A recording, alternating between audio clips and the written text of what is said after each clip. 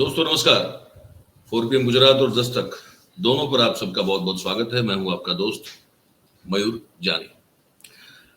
अब ये जो इस कार्यक्रम में, इस वीडियो में जो हम आपको बताने जा रहे हैं, ये बड़ी एक रोचक घटना जो घट चुकी है कल। अब जैसे हम बता रहे हैं आपको, कुछ दिनों से लगातार ये कह रहे हैं कि हमारे यहाँ क्राइम का जो रेट है उसमें बड़ी वृद्धि हो रही है, विकास नई ऊंचाइयों को छू रहा है।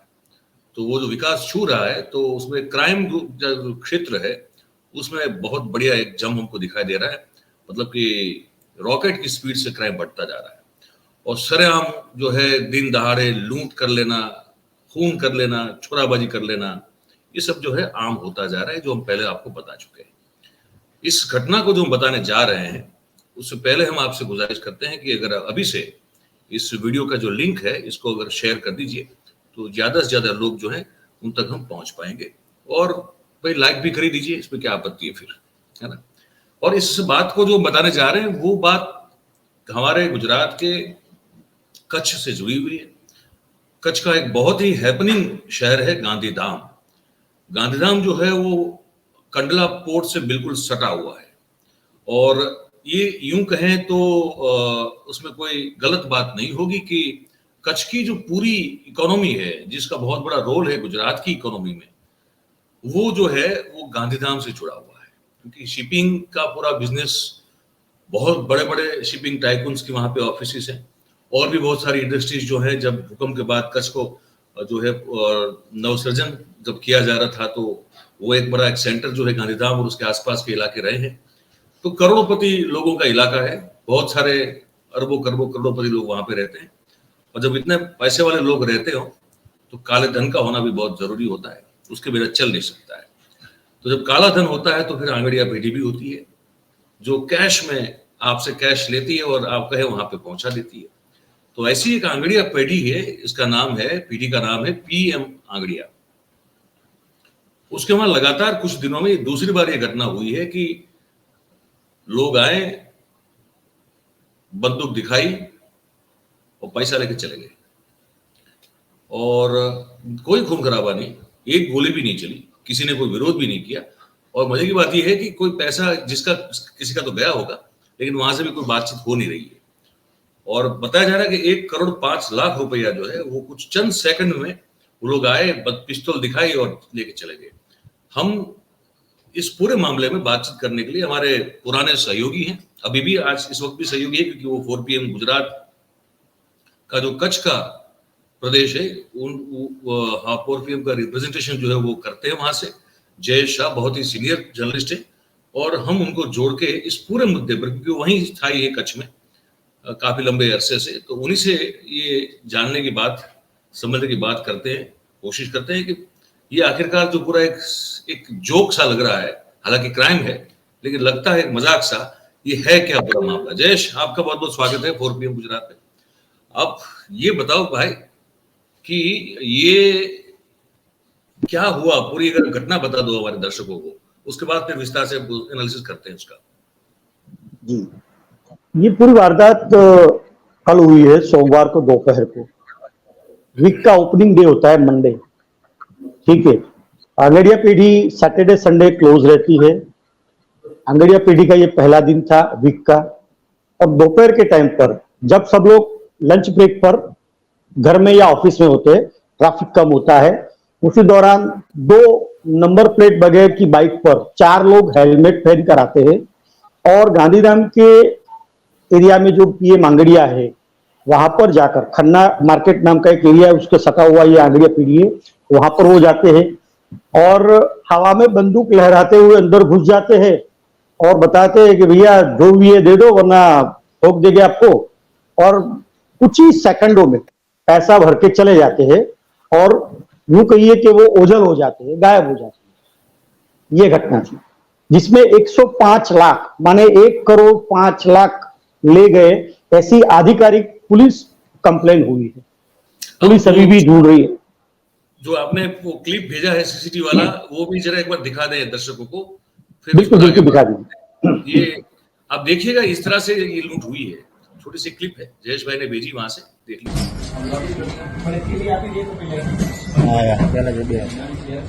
બે બંદૂક છે હાથમાં. બે અચ્છા આગે ભરી ગયો. હા રે પપ્પા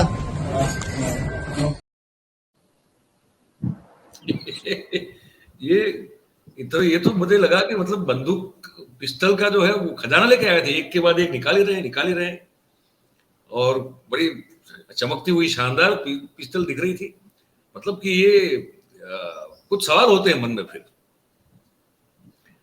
ये जो आपने कहा दिन में दोपहर में हुई घटना है ये, और जिस मैं देख रहा हूं, अगर इस वीडियो को देखे हम सब ने क्राइम बहुत बीट जो है नजदीक से कवर की है और बहुत अच्छे किए हुए हैं, तो हमको आश्चर्य ये होता है कि इतनी आसानी से एकदम इजीली, जैसे कोई उनको जैसे पता हो कि कुछ होने वाला नहीं है, जाएंगे ऐसे पिस्टल दिखाएंगे, पैसे जो हैं वो लेके निकल जाएंगे, कुछ नहीं होने वाला है।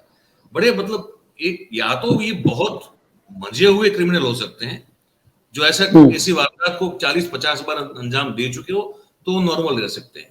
अदरवाइज ये इस तरह का क्राइम जब भी कोई करता है वो नर्वस तो होता है अंदर से, और वो चाहे ना चाहे अगर असली पिस्तौल हो हाथ में तो एक आध फायर तो कर देता है। आमतौर पे वो एक टेंशन रहती है गुनहगार को। इसको कैसे एनालाइज करते हैं, क्या क्या सवाल उठते हैं मन में, ये सब देखते हैं इस चीज को? तो जयेश, मुझे जब पता लगा कि इतनी बड़ी वारदात हुई है, इतने सारे पैसे चले गए, तो मतलब मेरी जेब से चले गए ऐसा पहला तो मुझे लगा। हालांकि मेरे नहीं थे, फिर भी मुझे धक्का लगा, यार इतने सारे पैसे कैसे ले गए? तो मुझे सबसे बड़ा सवाल ये आता है कि आज 24 घंटे से ज्यादा हो चुका है उस घटना को जी। कोई एक बंदा ऐसा नहीं बोलता है कि मेरे इतने पैसे चले गए। तो पीढ़ी का जो, हाँ, एक बंदा, एक आदमी गांधीधाम में ऐसा नहीं कह रहा है, हाय तौबा नहीं मचा रहा है कि मेरे यार इतने पैसे चले गए, मैं लूट गया, बर्बाद हो गया, अब मैं क्या करूंगा। एक बंदा सामने नहीं आ रहा है।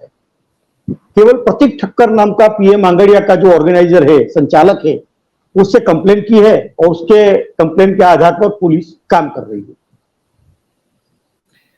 तो मैं दर्शकों को ये समझा दूं, जयेश भाई जो कह रहे हैं, ये देखिए, आंगड़िया का खुद का तो पैसा होता नहीं है, बिल्कुल।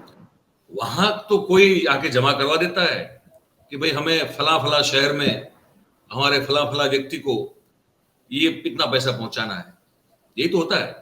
तो जो आंगड़िया के पास पैसा आता है वो किसी ने दिया होता है। तो जयेश भाई ये कह रहे हैं कि एक भी व्यक्ति गांधीधाम में ये नहीं बोल रहा है कि ये जो 1 करोड़ 5 लाख रुपया चला गया है, जो इस आंगड़िया से लूटा गया है, उसमें हमारा पैसा था, ऐसा कोई बोल नहीं रहा। ये कह रहा है बिल्कुल। मान लो बैंक में अगर कुछ छोटी सी भी घटना हो जाती है, मान लीजिए आग लग गई छोटी सी, तो भी 15-20 लोग आ जाते हैं, यार मेरा पैसा है अंदर लॉकर है मेरा, मतलब चिंता होती है। तो कल ये वारदात हुई थी तो वहां पर पुलिस और इर्द गिर्द जो लोग थे, उनके अलावा कोई भी ऐसा आदमी नहीं था बोलने वाला या देखने वाला, यार मेरा पैसा चला गया है, कुछ कीजिए, क्या होगा। ये चिंता किसी को, मतलब कोई देखा नहीं मैंने अभी तक ऐसा कुछ। और सबसे बड़ी बात, बिल्कुल, और एक बड़ी रोचक बात इसमें ये है कि ये पूरी रेकी कर बनाई गई घटना है, क्रिएट की हुई। इसका टाइमिंग अच्छा, उनको ये भी पता था कि इस वक्त इस दुकान में इतने पैसे हैं, कोई 10-15 लाख के लिए इतना रिस्क नहीं लेता है। उनको पता है कि करोड़ या उससे भी ज्यादा की पूंजी वहां पर रखी हुई है, किसी ने भी वहां पर है, आए लेकर चले गए। अच्छा, कोई विरोध भी नहीं हुआ, कोई प्रतिरोध भी नहीं हुआ, कोई पुलिस नहीं, ये लूट हो गई है, कब पता चला पुलिस को? हाँ, ऐसा था, जो बात तो पुलिस और जो बाकी सोर्सेस कह रहे हैं उस पर हम जाए तो कुल मिलाकर बात ये आ रही है कि ये जब वारदात हुई तब एक आदमी ने इसका प्रतिरोध किया। अब वो अंदर का था बाहर का था अभी तक पता नहीं। वो उनके पीछे भी गया, थोड़ी देर तक उसका पीछा किया और वही फिर सीन उन्होंने बंदूक लहराती हुई दिखाई और वो डर के मारे वापस आ गया। मजे की बात यह है, जैसे आपने शुरू में कहा कि नई चमचमाती हुई बंदूक, पिस्टल या जो भी वेपन से वो है, फायरिंग नहीं हुआ है। अब मुझे तो ये भी डाउट है कि वो असली थी या नकली थी, पता ही नहीं चल रहा है। क्योंकि आजकल ये जो CO2 गन आती है ना, आपको पता होगा, हाँ ये एक को ऐसी गन है जब 40-45 हजार रुपए में मिल जाती है, उसके लिए लाइसेंस की बिल्कुल। जरूरत, उसको CO2 गन कहते हैं। वो बिल्कुल दिखती है वैसी जैसी वो असली गन दिखती है, लेकिन उसमें बीबी, ये वो जो वो होती है बुलेट्स, वो जो छोटे वाले प्लास्टिक बैरिंग्स बुलेट्स होते हैं। हाँ हाँ, वो उसमें इस्तेमाल होते हैं। वो उससे किसी की जान नहीं जाती, लेकिन हाँ किसी को इंजरी हो सकती है अगर वो चला दो तो, लेकिन जान नहीं जाती उससे किसी की। तो वो भी ऐसी ही दिखती है। तो मुझे भी जब वो देखी मैंने गन ये CCTV में, तो मुझे लगा कि यार ये तो या तो ये नई न्यू ब्रांड कहीं से अभी बनाई गई है और इनको दी गई, इतनी चमक रही है। इतनी चमक जो है वो आमतौर पे वेपन्स की, आप अगर एकदम नया ना हो तो नहीं होती है। तो जब आप कह रहे थे वो मुझे भी लगा कि ये कोई नकली गन जो है लेके आया, और क्योंकि फायर भी नहीं हुआ है। देखो ये लोग क्या करते हैं, धौंस जमाने के लिए एक आध हवा में फायर कर देते हैं। जी बिल्कुल। हाँ, क्योंकि ये पर मुझे इन्हीं के वहां जो 40 दिन पहले हुई थी लूट, 40 लाख हाँ रुपए की, कुछ दिनों पहले 40 लाख की इन्हीं के वहां हुई थी ना, उस समय 2018 फायर की में, हुई थी। हाँ उसमें भी ऐसा ही सीन था। ये प्रतीक ठक्कर को कुछ लोग आए थे, बंदूक दिखाई कि अगर तुझे जिंदा रहना है, दूसरी जिंदगी चाहिए, तो तेरे पास जो पैसा है वो दे दे, और वो उसके पास से 40 लाख रुपए ले गए थे। 2018 की बात है ये। हालांकि उसमें पुलिस ने एक गैंग को पकड़ा है कुछ महीने पहले, उसमें एक आदमी पकड़ा गया है, उसको पकड़ लिया है, वो चल रहा है इन्वेस्टिगेशन। मेरी आज गांधीधाम के SP से भी बात हुई, जी। तो उनका एक सरकारी जवाब था, मतलब वो सही भी है कि अभी हम लगे हुए हैं, जांच कर रहे हैं, देखते क्या होता है। लेकिन एक बात मैं और जोड़ना चाहता हूं, आपने जो बताया ना वो बुलेट वाली या बंदूक की बात बताई, ये साइकोलॉजिकल होता है, वो आप इसमें एग्री होंगे। अगर मैं आपके पास बंदूक लेके आ जाता हूं तो आप वैसा बोलोगे नहीं कि भैया ये असली है या नकली, वो खौफ होता है, उस वक्त दिमाग में नहीं आता है। नहीं, वो खौफ होता है, बात सही है आपकी, लेकिन एक क्रिमिनल साइकोलॉजी भी ये होती है, जो क्रिमिनल्स होते हैं कि भाई एक राउंड फायर कर दो हवा में तो कम से कम लोग समझ जाए कि ये पिस्तौल है, इससे जान जा सकती है ना? अच्छा, ये जो आंगड़िया पीढ़ी वाले होते हैं, वो भी माइंडसेट उनका होता ही है कि हम ऐसा धंधा लेके बैठे हैं, ऐसा काम कर रहे हैं जो रिस्क पर है, कुछ भी हो सकता है। आपको शायद, आपको तो देखा होगा, मैंने भी देखा हुआ है, लेकिन दर्शकों को बता दे कि इस तरह की जो दुकानें होती है, ऑफिस होते हैं, उनका गेट एक तो छोटा सा होता है, मुश्किल से आप अंदर जा सकते हो, मुश्किल से बाहर आ सकते हो, CCTV कैमरा होता है, और ऐसी जगह पर होती है जहां से आना जाना इतना इजी नहीं हो सकता है। मेरे ख्याल से गांधीधाम में ये एक ही ऐसा आंगड़िया था, ऐसी जगह पर, जो बिल्कुल रोड पर है, नीचे ग्राउंड फ्लोर पर है। आप आराम से आओ, अंदर जाओ, लेकर वापस निकल जाओ। और ये एक ही आंगड़िया है, उस पर बार बार क्यों ये हो रहा है, ये भी सवाल मन में उठता है। हाँ, ये दूसरी बार हुआ उनके साथ। हाँ, तो और भी तो आंगड़िया है वहां पे, आंगड़िया पीढ़ी और भी तो है, गांधीधाम में तो बहुत सारी हैं, सभी अच्छा, हैं। इसमें एक और बात ध्यान में आई है। कुछ लोगों का ऐसा कहना है, हालांकि हमारे पास ऐसा कोई प्रमाण नहीं है, कोई प्रूफ नहीं है, कि ये जो प्रतीक ठक्कर है वो या उसका कोई रिश्तेदार या उसका कोई भाई भी सट्टा बैटिंग से लगा हुआ है। हमारे पास कोई प्रमाण नहीं है, पुलिस में भी कोई एंट्री नहीं है, लेकिन अखबारों में, आज के अखबारों में ये बात आई, और मेरे कुछ सोर्सेस से तो यहां तक कहा है ये खुद ही मतलब चलाते हैं ऐसा कुछ। क्योंकि इसलिए मन में ये शंका होती है हम लोगों को कि भाई अगर पैसे तो और भी आंगड़िया पीढ़ी होती, उनके पास भी होते हैं, और वहां भी तो कोई प्रयास, अगर क्रिमिनल है तो उनको पैसा कहीं से भी चाहिए, मिले तो ले ले, तो लूट कर ले। तो ये एक ही जो है प्रतीक ठक्कर, उन्हीं के वहां ये दूसरी बार हो, और इस बार बड़ी रकम 1 करोड़ 5 लाख रुपया जो है आसानी से कोई लेके चला जाए, तो चमचमाती हुई दिखती हुई पिस्तौल को हिलाते हुए। और अच्छा, पुलिस को जैसे ये घटना हुई जयेश भाई, ये पुलिस कब रिपोर्ट किया गया, कितना फर्क है, मतलब टाइम कितना लिया गया? देखिए, ये इसमें ऐसा होता है, ये जो एरिया है पूरा CCTV कवरेज से लैस है सभी जगह पर, और मेरे ख्याल से 15-20 मिनट में ही पुलिस आ गई थी वहां पर, तो ज्यादा टाइम नहीं लगा इसमें।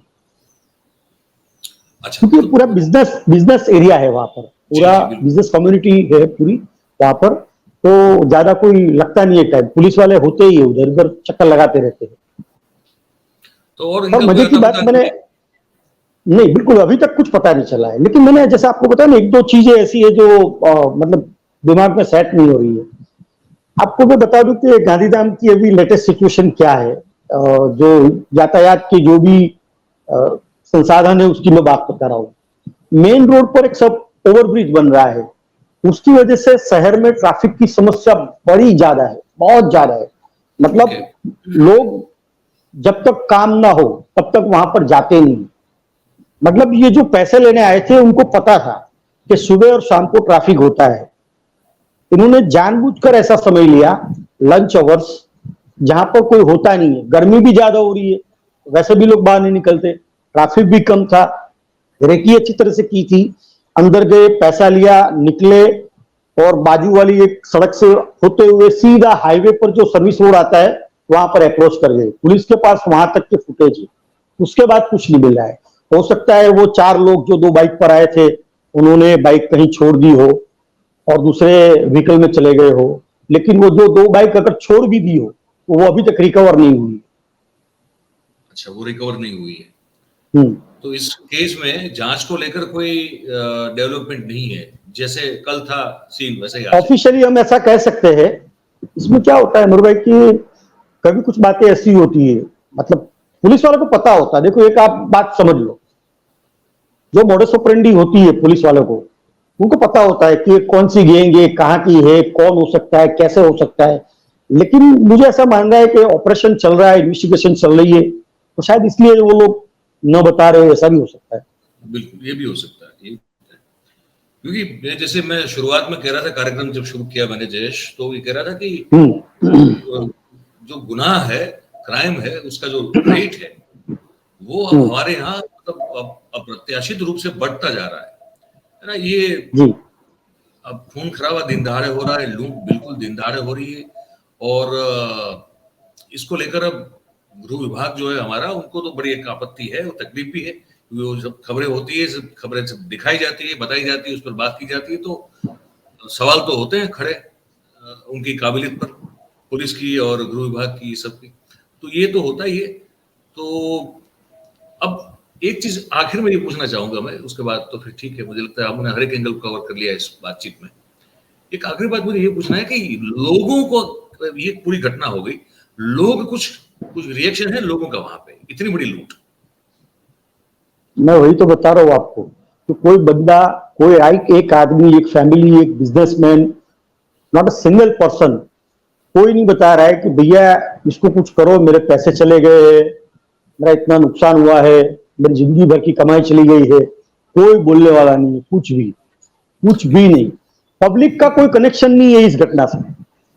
नहीं, लॉ एंड ऑर्डर को लेकर, मतलब लॉ एंड ऑर्डर को लेकर। लॉ एंड ऑर्डर को लेकर मैं आपको एक बात बता रहा हूँ, अभी आप बता रहे थे, कच्छ के अंदर पिछले 3 साल में ये 7वीं आंगड़िया की लूट है, 7वीं घटना है ये। अंजार और गांधीधाम को मिलाकर 3 साल में हुई ये 7वीं लूट है।